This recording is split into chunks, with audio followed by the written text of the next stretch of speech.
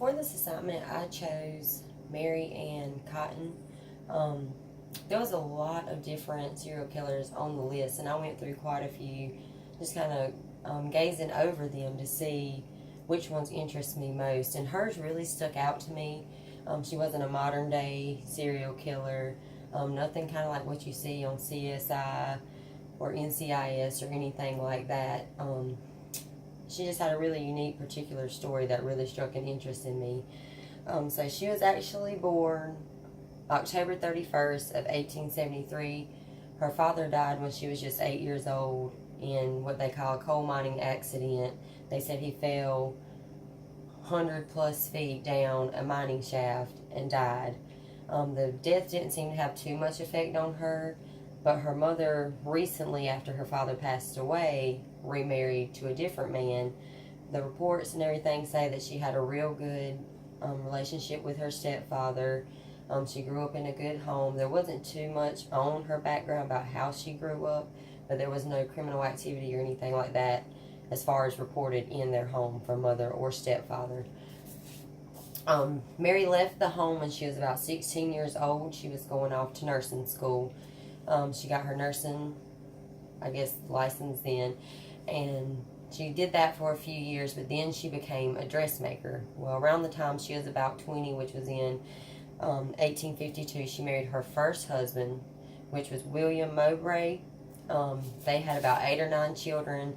That is not certain on the amount of children that they had due to the lack of documentation and things like that at just the time. I mean, it was the 1800s, and it's not like today when you have a kid and boom, bam, they got tags and stickers and names written all over them and 100 documents by the time you leave the hospital.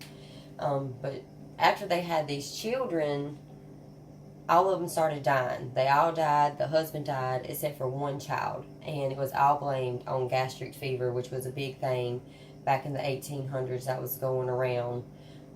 So nothing was questioned about that. That didn't bring up any red flags to anyone because it was the 1800s. They didn't have modern day medicines and vaccines and things like we have today that would initially not take the lives of kids.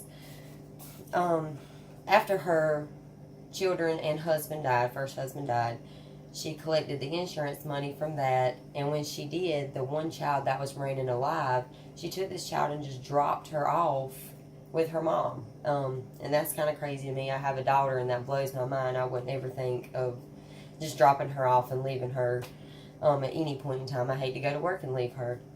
But shortly after that, she married another man by the name of George Ward in 1865. They got married, and apparently he had an insurance policy, so about a year later, George passed away. There was no explanation to that. It was just another thing about the 1800s, people die.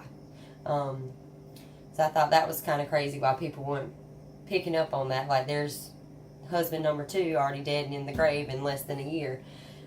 Soon after that, she became a housekeeper for James Robinson. He was a widower. His wife had passed away, and it was very unspecific about how she had passed. So once she passed away and she started housekeeping for this gentleman, he had 2 children.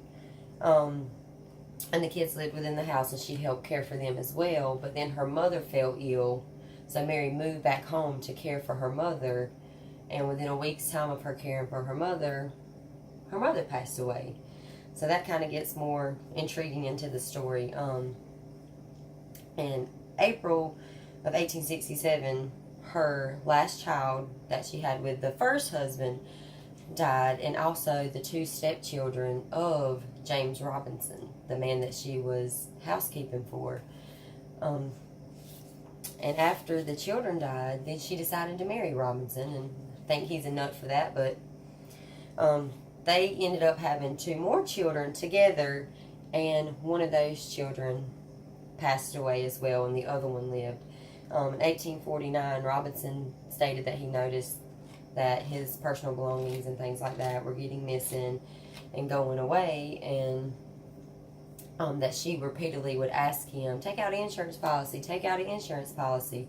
And so he thought something was kind of fishy, and maybe he should have spoke up, but he kicked her out, and initially she was homeless until she met another widower in 1870. His name was Mr. Frederick Cotton.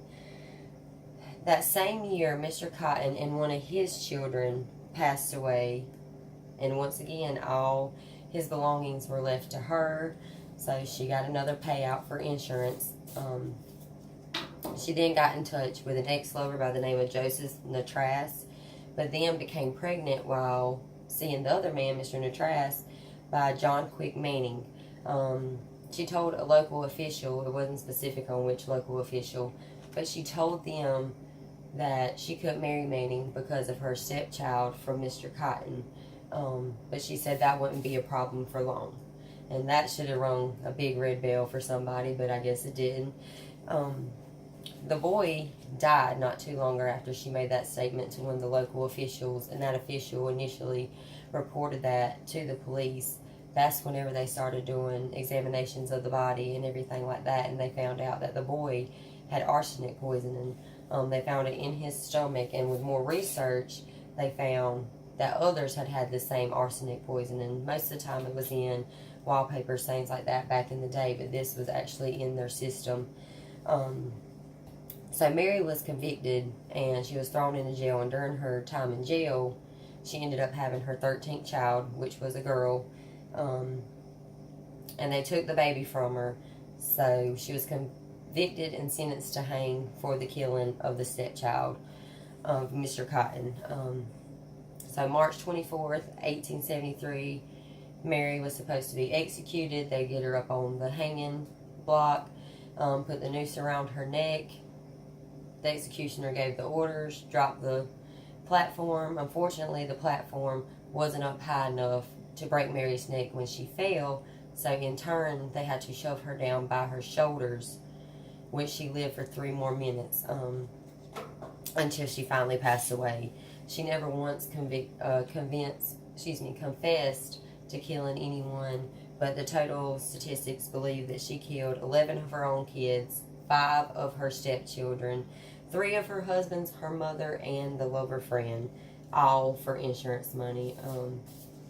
This project I really enjoyed, and it just struck me as odd as even in the 1800s, you don't think about people doing crazy things like this, especially for insurance money. I had no idea they had insurance policies back in the day, but it just really struck me and intrigued me, and that's why I chose Mary Ann Cotton.